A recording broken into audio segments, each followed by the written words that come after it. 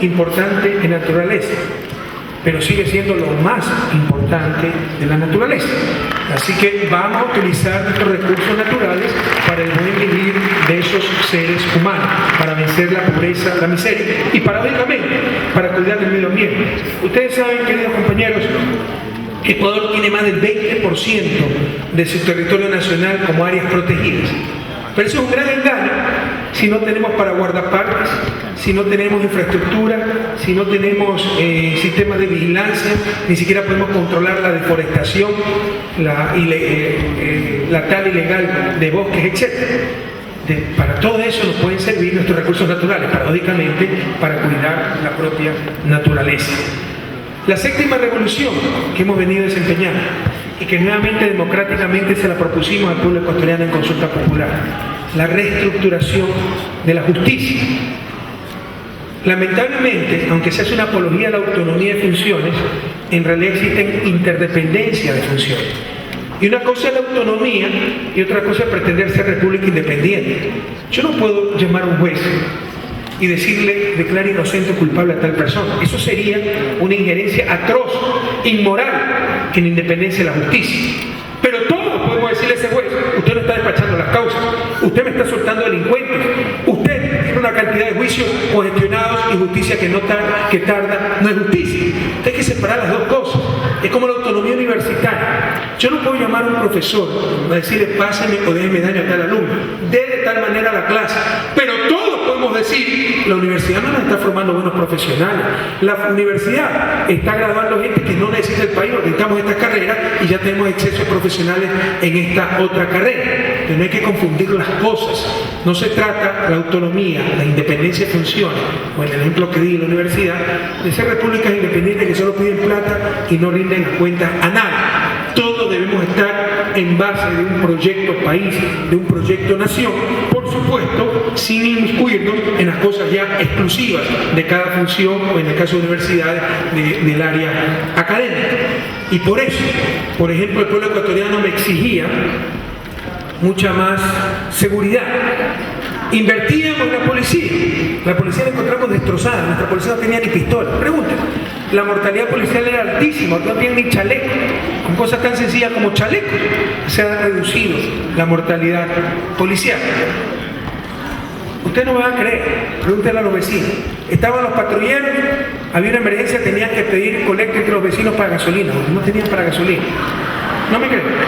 Habían los PAI, como los puestos de auxilio inmediato, que poco más pequeños eran roperos, donde los policías dormían en el piso, colchones prestados por la comunidad, y la gente les llevaba solidariamente carrinitas de comida, no tenían ni para eso. Vaya, vean ahora las estaciones de policía que estamos construyendo a lo largo y ancho del país, para servicio del pueblo ecuatoriano y para la unidad de nuestra policía.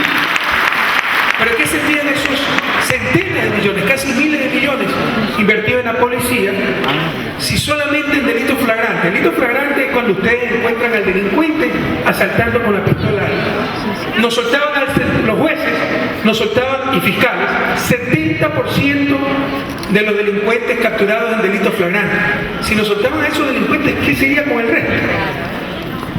La ley establece adecuadamente que después de un año sin sentencia hay que liberar al preso, porque no puede pasar alguien 6 o 8 años preso sin sentencia.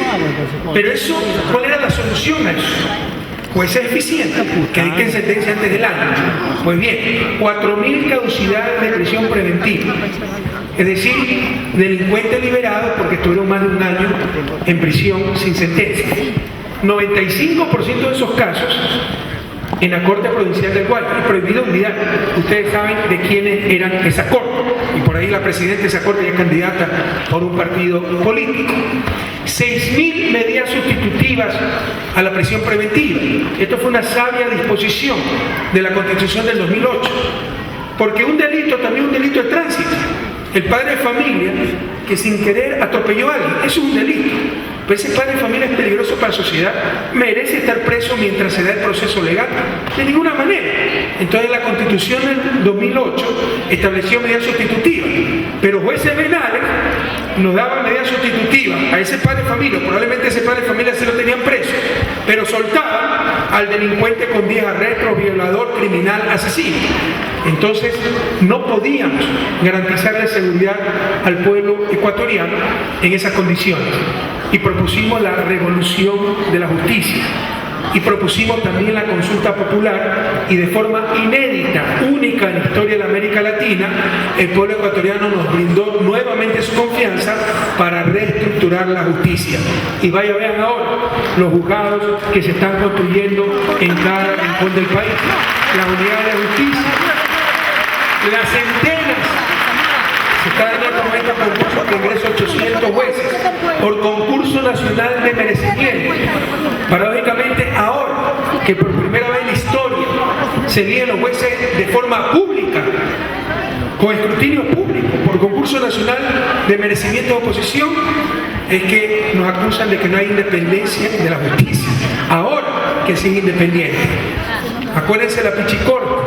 Acuérdense de un dirigente de un partido político sacando la lista de los nuevos jueces en el Congreso Nacional. Acuérdense cuando el Congreso Nacional nombraba a los jueces. Pero ahí sí es independiente la justicia. Ahora que por concurso no es dependiente. ¿Cuál es la realidad? Que ya no es de ellos la justicia. Y por eso se quejan.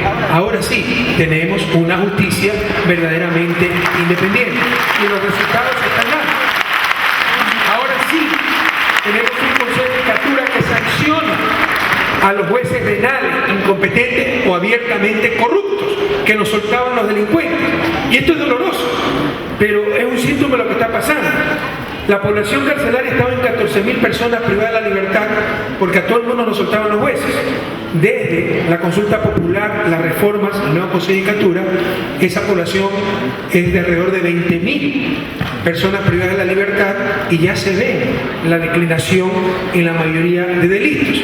Esto no le gusta a nadie, tener personas presas, pero no nos engañemos. Una persona peligrosa, delincuente, no puede estar libre. O sea, está el derecho de las personas honestas. Los honestos somos más y también tenemos derechos. Y por si acaso, el promedio mundial es 1.4 personas privadas de la libertad por cada 1.000 habitantes. Ecuador todavía está por debajo de ese promedio mundial.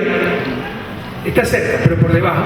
Y países como Estados Unidos superan con 5 veces ese promedio. 7 personas privadas de la libertad por cada 1.000 habitantes, por si acaso. Bueno, se ha avanzado mucho en la reforma de justicia. Eso es fundamental. Sin justicia no puede haber desarrollo. Sin justicia no hay seguridad. Sin justicia no hay inversiones.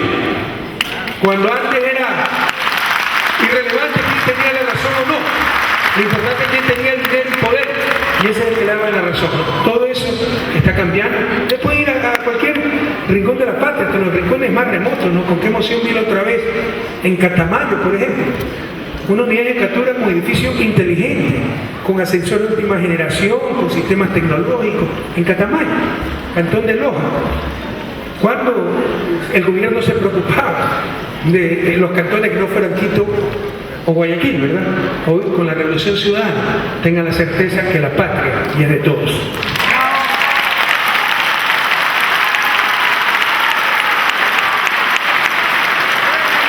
Y frente a las nuevas necesidades que paso a paso vamos enfrentando, descubriendo, se han incorporado 3 nuevos ejes de acción en nuestro programa de gobierno.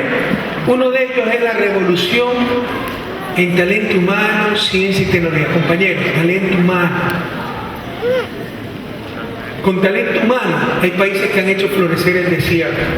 Sin talento humano hay países que han desertificado el jardín más florido. Por ejemplo, con lástima, con pena, los países latinoamericanos.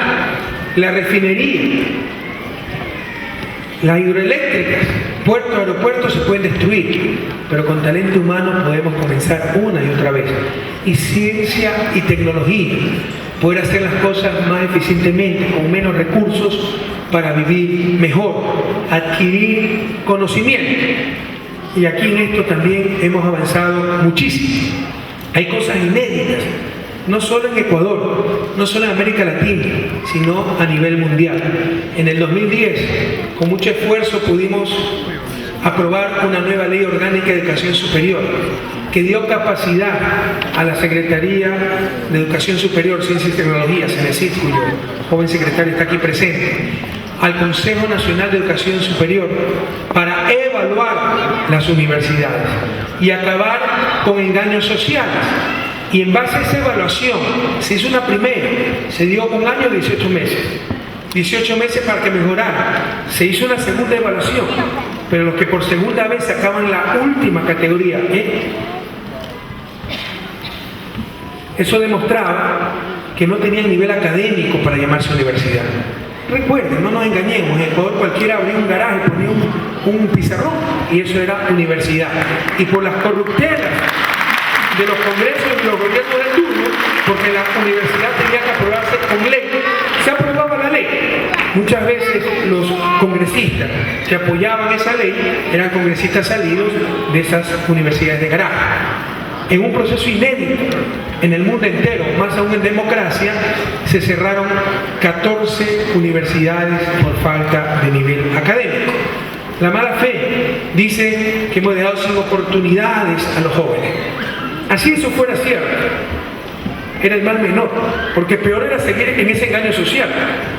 Casi todas esas universidades eran privadas que sacaban plata del bolsillo de nuestros jóvenes para tener un engaño social, un diploma que no servía para nada. Pero además es falso.